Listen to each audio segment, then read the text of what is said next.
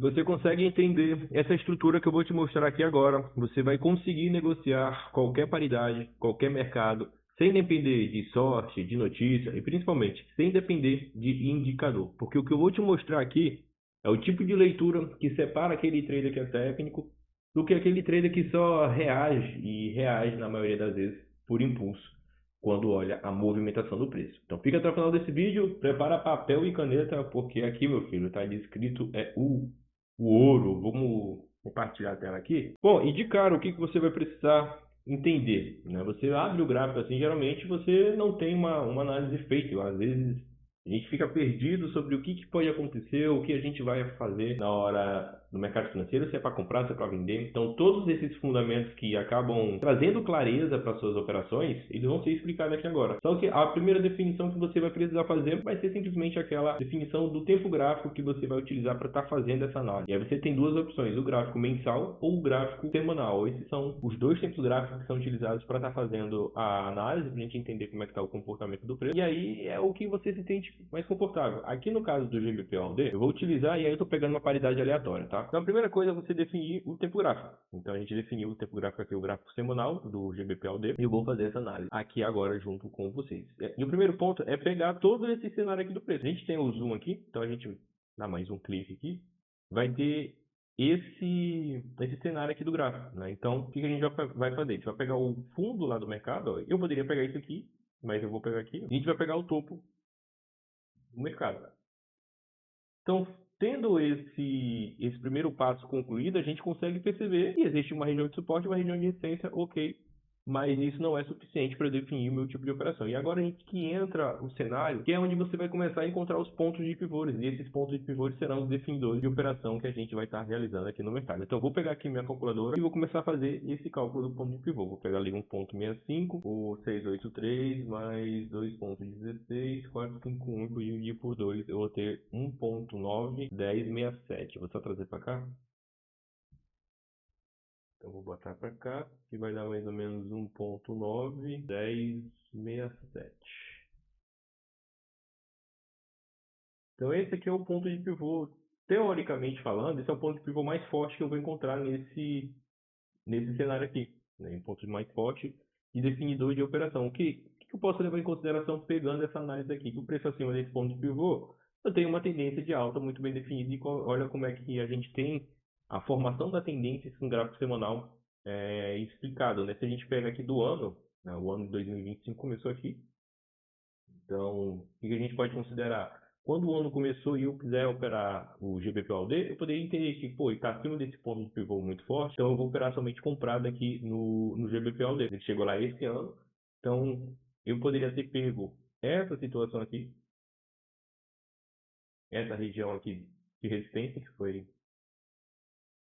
formada antes do ano de 2025 começar, e eu iria trabalhar com esse mesmo cenário. E eu iria encontrar também essa região de ponto de pivô mais ou menos por aqui. Né? Então, seguiria o mesmo critério de análise lá para poder abrir as operações. Então, esse tipo de cenário me dá um entendimento que as melhores operações do GBP/USD são operações de compra. Né? Só que eu preciso encontrar mais pontos de pivôs para entender onde que eu realmente devo abrir as minhas operações e onde que eu não devo abrir as operações de compra aqui no GBP/USD. É claro que ele vai estar entrando aqui no cenário de possível pullback, né? Mas também a gente consegue estar filtrando operações de compra, principalmente lá no gráfico M15, tá? Principalmente a gente consegue estar pegando essas operações aqui no mercado financeiro. Mas eu vou voltar aqui para o gráfico mensal e vou continuar encontrando os pontos de pivôs aqui. Eu já peguei esse primeiro ponto de pivô e agora eu vou pegar o segundo ponto de pivô, que eu vou somar ali com a região de resistência, 2,16, 451. E vou dividir por 2 aqui, eu vou ter 2,03759. Eu vou pegar o 2,03759.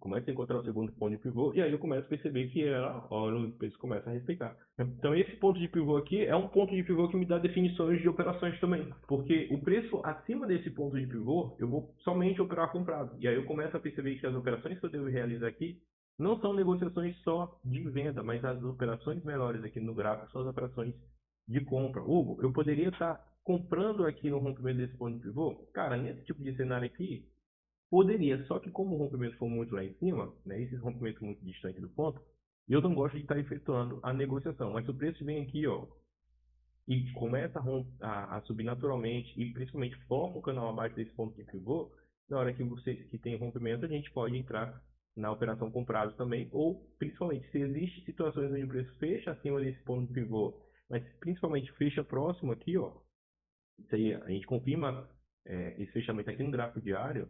A gente tem operações de compra aqui também muito boas para eu estar realizando. Então eu já sei que só com isso, o cenário de operação aqui para o GBQLD são negociações de compra. Então são negociações que me dão muito mais tranquilidade para eu poder estar operando no mercado. E aí eu continuo encontrando esses pontos de pivôs para eu começar a perceber quais serão os próximos pontos que eu posso efetuar as minhas negociações, tendo em vista que essa movimentação aqui ela está acontecendo agora, né? Então eu vou pegar esse ponto de pivô e vou somar de novo lá com a região de resistência, que vai ser o 2.16, 451, e vou dividir por 2 mais uma vez, que vai dar 2.10, 105.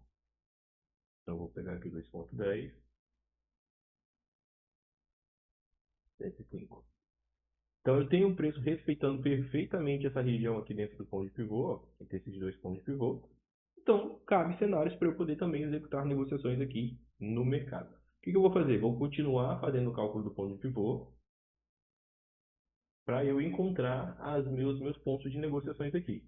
Só que agora eu não vou somar com essa região de resistência, vou somar com esse ponto de pivô aqui porque eu estou cercando o preço, né? Então eu preciso fazer esse cálculo em cima dos pontos de pivô. Então eu vou somar aqui com 2.03, 759 e vou dividir por 2 mais uma vez, vai dar 2.06932. 2.06932 é o ponto de pivô.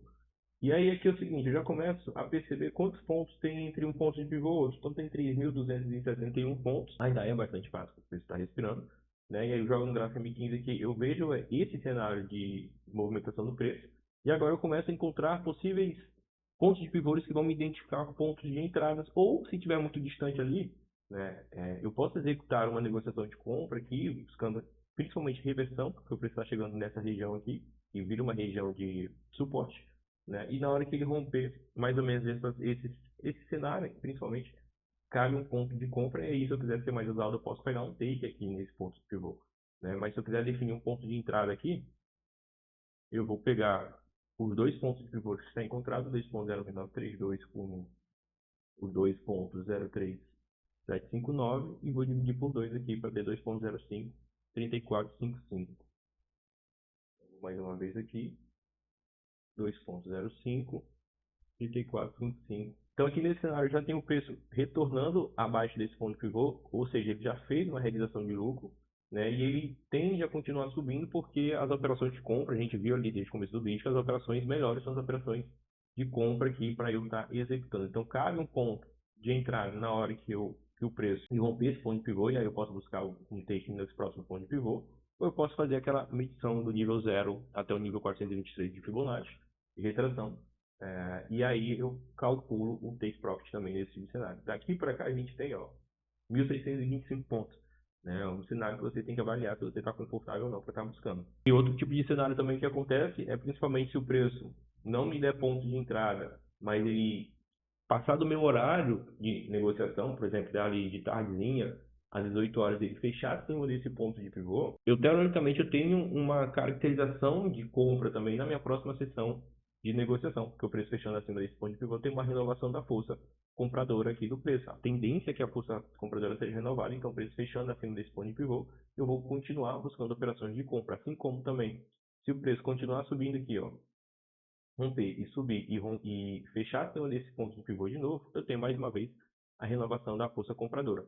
Se o preço vem, sobe, rompe aqui e não rompe esse ponto de pivô não fechando acima lá no gráfico diário, né, teoricamente eu não tenho uma renovação da força compradora, mas se dentro do meu horário de volatilidade eu perceber que o preço está numa tendência de alta muito bem definida e ele forma um canal aqui embaixo, e aí quando rompe eu teoricamente posso executar uma negociação de compra também aqui nesse tipo de cenário. Então os pontos de pivô são pontos muito bons que me dão definição de tipo de operação que eu consigo realizar, seja para renovação de força, seja para entender realmente os pontos de entrada que eu preciso executar as minhas operações. Precisa também saber fazer o posicionamento do stop, porque a gente sabe que o preço vem de tendências e correções, né? Então não adianta eu entrar no rompimento do ponto de pivô e posicionar o meu stop curtinho aqui, porque isso aí não faz sentido. O que eu gosto de fazer nesse tipo de cenário, eu não executaria o meu ponto de entrada aqui, por quê? Porque não formou um canal, ele simplesmente veio subindo, subiu e rompeu, né? Mas é um cenário que eu não gosto de estar efetuando a minha negociação, porque eu gosto de esperar a formação de um canal aqui, ou principalmente ele faz uma realização de lucro, para eu depois executar a minha operação. Mas se eu fosse abrir uma negociação nesse tipo de cenário, eu ia pegar aqui mais ou menos, deixa eu ver quantos pontos tem aqui.